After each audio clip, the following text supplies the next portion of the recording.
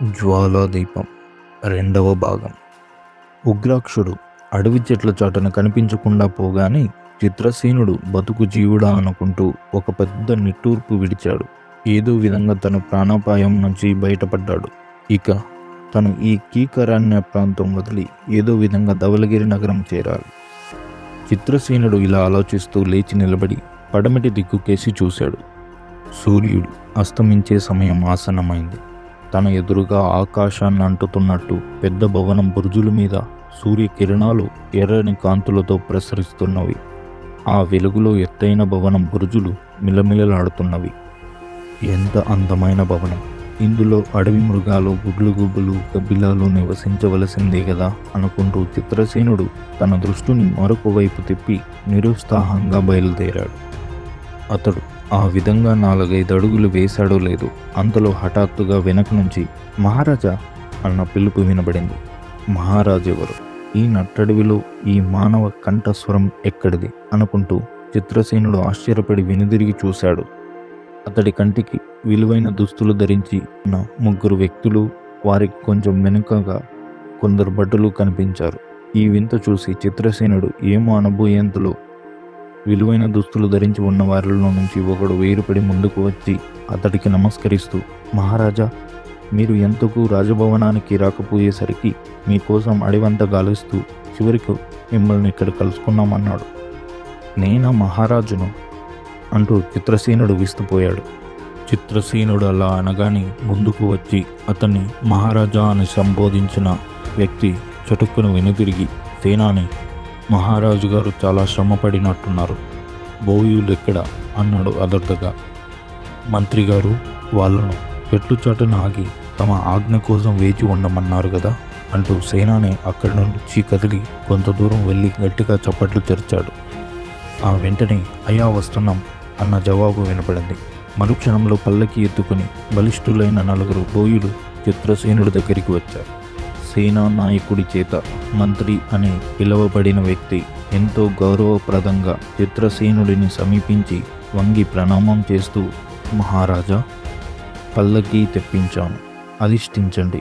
మీకేమాత్రం ఆయాసం కలగకుండా బోయులు ఈ పల్లకిలో తమను భవనంలోని తమ పడెక్క గదికి చేరుస్తారు అన్నాడు.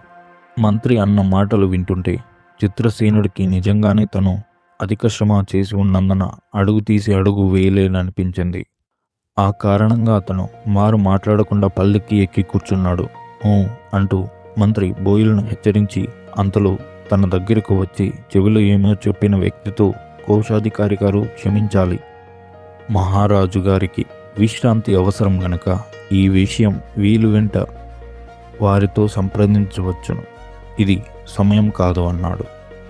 పల్లకి ఎక్కి కూర్చున్న చిత్రసేనుడు ఈ సంభాషణ వింటూనే, ఓహో, నాకు రాజభవనమే కాకుండా మంత్రి, సేనానాయకుడు, కోశాధికారి కూడా ఉన్నారన్నమాట అనుకున్నాడు ఎంతో ఆశ్చర్యపడుతూ.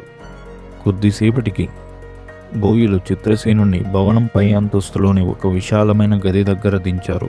అతడు పల్లకి దిగి గదిలో ప్రవేశిస్తూనే అక్కడి ఎత్తైన హంసతూలికా తల్పం, చక్కని మెత్తలు కింద పరిచి ఉన్న విలువైన రత్నకంబలు చూసి అతడు మరింత ఆశ్చర్యపడ్డాడు.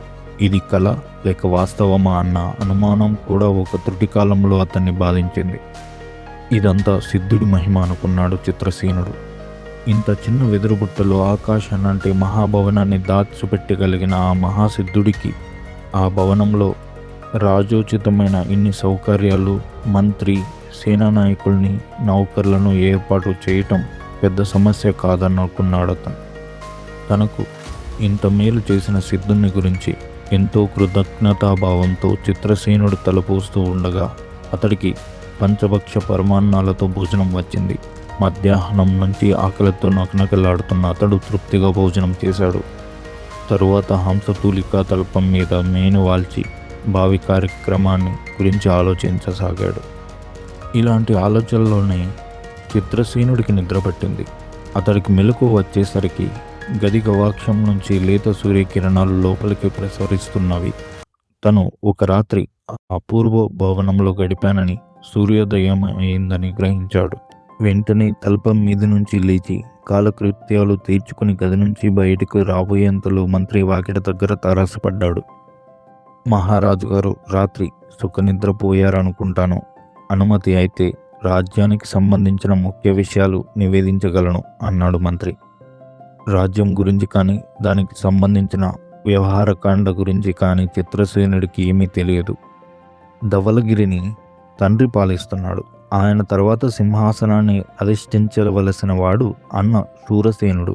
ఆ కారణం వల్ల చిత్రసేనుడు ఏనాడు పరిపాలనకు సంబంధించిన వ్యవహారాల జోలికి పోవడం కానీ వాటిలో ఆసక్తి కనబరచడం కానీ చేయలేదు. కానీ మంత్రి వాటి ప్రసక్తే తేగానే అతడికి చొప్పున తన తల్లిదండ్రుల సంగతి జ్ఞాపకం వచ్చింది. తన అన్న శూరసేనుడు ఏ ప్రమాదానికి లోను కాకుండా ధవళగిరి నగరాన్ని చేరి ఉంటే తన క్షేమాన్ని గురించి తల్లిదండ్రులు చాలా ఆందోళన చెందుతూ ఉంటారు. కనుక ముందుగా తన క్షేమ సమాచారాల సంగతి వారికి ఎరుకపరచటం మంచిది. చిత్రసేనుడు ఇలా అనుకుని మంత్రితో, మీకు ధవళగిరి నగరం గురించి తెలిసే ఉంటుంది. దానికి రాజైన తారకేశ్వరుడికి నేనిక్కడ క్షేమంగా ఉన్నట్టు వార్త పంపండి. తాతిమ్మ విషయాలు వీలువెలా మాట్లాడుకుందాం అన్నాడు. చిత్తం మహారాజా, అలాగే కబరంపుతాను.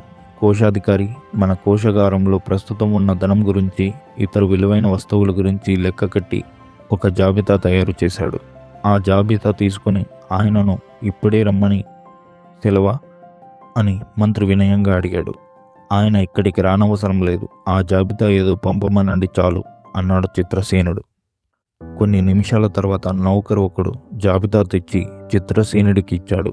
ఖజానాలో నిలువ ఉన్న ధనం, విలువైన రత్నాలు, బంగారు నగలు గురించి వివరాలతో ఉన్న ఆ జాబితా చూస్తూనే చిత్రసేనుడు చెప్పలేనంత అద్భుతపడ్డాడు. ఇంత ధనం తన తండ్రి వద్ద కూడా ఉండదని అతడు భావించాడు. ఆనాటి సాయంత్రం అతడు కోశాధికారితో కలిసి ధనాగారంలో ఉన్న అమూల్యమైన వస్తువులను, వెలలేని రత్నాలను పరీక్షిస్తూ ఉండగా తన తండ్రి తారకేశ్వరుడు సపరివారంగా వచ్చినట్టు నౌకరుకుడు వార్త తెచ్చాడు. వెంటనే చిత్రసేనుడు బయలుదేరి భవనం ముందుకు వచ్చాడు. కుమారుని చూస్తూనే తారకేశ్వరుడు ఎక్కడ లేని సంతోషంతో అతన్ని కౌగిలించుకున్నాడు. నాయనా, మీ అన్న చెప్పిన దాన్ని బట్టి నువ్వు ఏ అడవి మృగానికో ఆహారం అయిపోయావనుకున్నాను. కానీ నిన్ను ఇంత గొప్ప శ్రీమంతుడిగా చూసి నేను చాలా ఆనందపడుతున్నాను. ఇక్కడ నాకు తటస్థపడిన కొందరు ఉద్యోగులు చెప్పినట్టు నువ్వు నిజంగానే ఈ పరగానకు రాజువా? ఈ అద్భుత భవనం నీదేనా అని అడిగాడు అమిదానంగా నవ్వుతూ.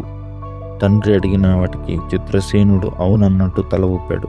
అయితే ఇంత గొప్ప పదవి ఇంత సునాయాసంగా నీకెలా లభించింది? పూర్వం ఈ రాజప్రసాదంలో ఉంటుండే రాజు ఏమయ్యాడు అన్నాడు తారకేశ్వరుడు ఆశ్చర్యంగా. ఈ సంగతులన్నీ ఏకాంతంగా ఉన్నప్పుడు చెబుతాను. నా కొలువులో ఉన్న ఉద్యోగులు వినకూడని రహస్యాలు చాలా ఉన్నవి అన్నాడు చిత్రసేనుడు రహస్యంగా. ఆ రాత్రి ధవళగిరి రాజు తారకేశ్వరుడిని గౌరవించేందుకు చాలా పెద్ద ఎత్తున విందులు, వినోదాలు ఏర్పాటైనాయి. వాటిల్లో రాజు ఉద్యోగులు, ఆ అడవిలో నివసించే వివిధ ఆటవిక జాతుల నాయకులు పాల్గొన్నారు.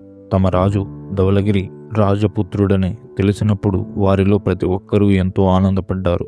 విందులు, వినోదాలు ముగిసిన తర్వాత చిత్రసేనుడు తన తండ్రికి ఏకాంతంగా అన్ని విషయాలు చెప్పాడు.